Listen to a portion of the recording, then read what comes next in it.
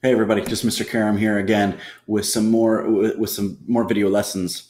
So today I wanted to take actually a second and do something we haven't gotten a chance to talk about yet. So um, this is more in the lines of melodic and harmonic music theory.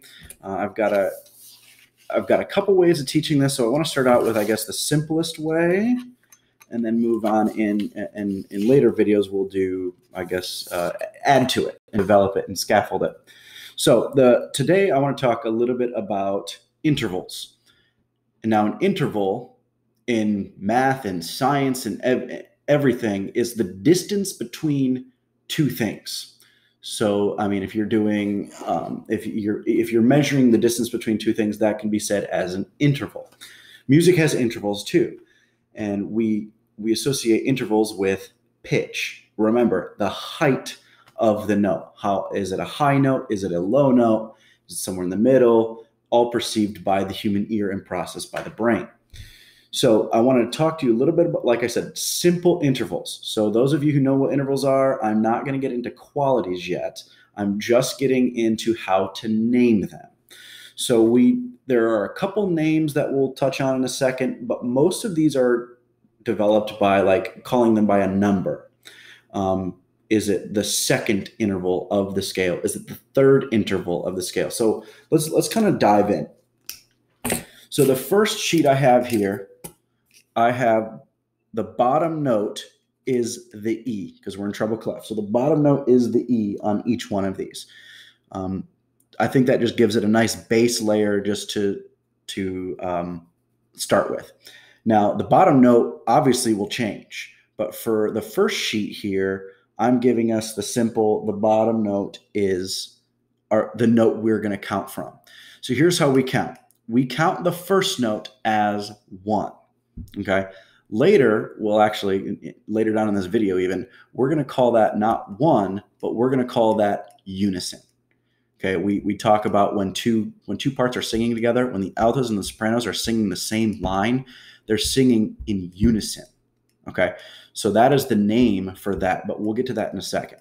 Okay, so we start out here, if a unison of this note, an E to another E would be unison, or sometimes we call it a common tone when it's performed in succession with another.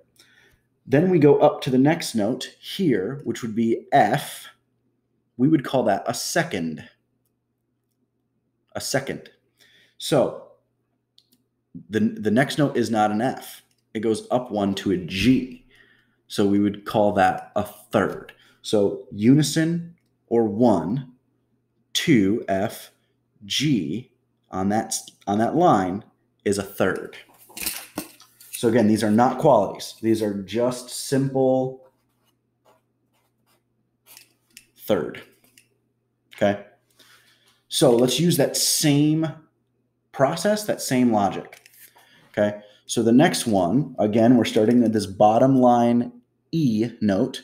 We go unison or 1, F2, G3 or third. We just had that. A4, and this middle line right here, of course, is the B line in treble clef. B, a fifth. So we call that a fifth. Okay. Again, this is just simple intervals today. We'll get into some qualities here in a little bit, but you just need to know this is a third and this is a fifth. These are two, if I can get my stuff right, these are two very important intervals in the world of music. Okay, these are both consonant intervals that create a lot of nice sounding harmony. So third was the first one and a fifth was the second one. The next one here, now that looks like a big jump.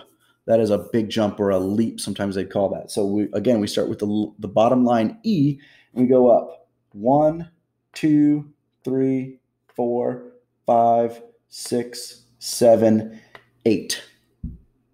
That's 8. Now, this is one of only a few that we don't call it an eighth, right? Like E to an E, we said was not a first, it's a unison. It's the first interval, but we don't call it a first. We're just going to call it a unison.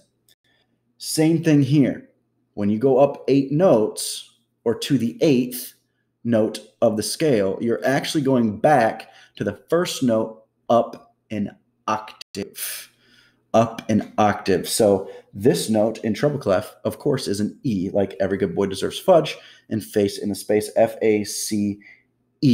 So both of these notes in this measure here are E's.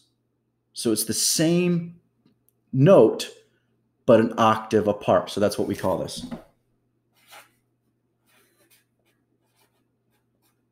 An octave. The first 3 intervals, really, really important intervals. Okay. So now we go back to this E for the last one here.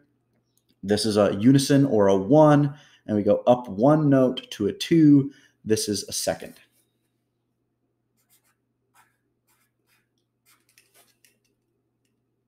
Okay. 4 really, really important ones. I got 4 more here just to rock through with these with you. But again, that's, man, oh, my clipboard's getting kind of. Okay, so we've got a third, a fifth, an octave, and a second all here. Now let's use that same logic, but here's what I did on this one. The bottom note of each example is not an E anymore. I shifted it. Okay, I shifted each note around a little bit. So the first note of the first measure is a G now, but we're still going to use that same method and we're going to count. So that's a 1 or a unison. So 1, 2, 3, 4. So it would be, using the same logic, the same process we've used, this is now a 4th. It's also a pretty important interval. 4th, 5th octave in unison we'll eventually call perfect, but for now, let's just call it a 4th. That's all we're going to call it right now. Okay, so now we move to the next one. It is an F. So I move the bottom note or the root note, bass, B-A-S-E, bass note. There is a 1, G is 2, 3, 4, 5, 6. This is a 6th because it is a 6th note. Okay, we're rocking and rolling. Just got a couple minutes left on this one. Next one here, I gave you a little dotted invisible line at the top just so you could see that this note is in a space. But let's count. So our first note is an A. A is unison or 1, 2, 3, 4, 5, 6, 7, because that's a G on top. So A to a higher G is a 7th. Again, we're not talking qualities. I know some people are probably ready for qualities. That is not the case in this particular video. Sorry, I got to keep that clipboard up. All right, the last one looks like eyes or like a mummy. You see that? I totally see that now. That's funny. Okay, so the last one, it's the same pitch. I've been doing this. I've been basing everything before this off of this. Okay. If it's the same note or a common tone, there is no 1, 2, right? Because you're already higher. You're already too high. You go here to here, and it is a 1 or a unison. So that's exactly what we're going to call it. So I kind of switched them up. I switched things up for you on the very last bit here. I'm trying to get this right.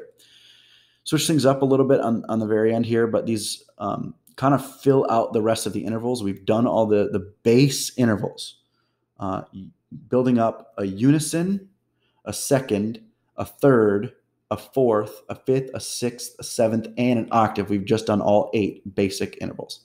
So that's what I've got on intervals. Simple intervals later, simple intervals for now. We will do intervals with qualities here in a later video. Bye.